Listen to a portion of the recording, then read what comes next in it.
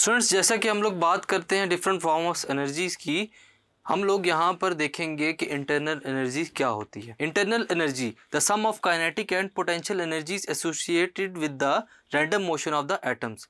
जो kinetic energies हैं और पोटेंशियल एनर्जीज हैं, दोनों के जो नेट सम है उसको हम लोग ऐड करते हैं। वो किसके साथ एसोसिएटेड होता है students? Random motion of the atoms of the substance is the internal energy of the substance.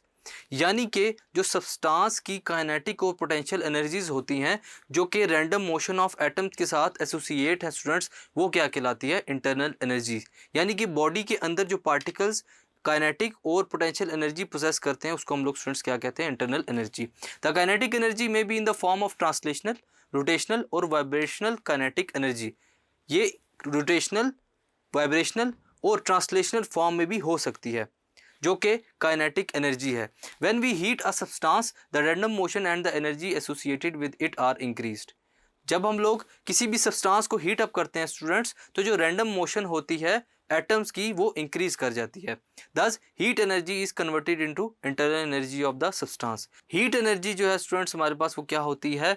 वो internal energy of the substance में ट्रांसफर हो जाती है।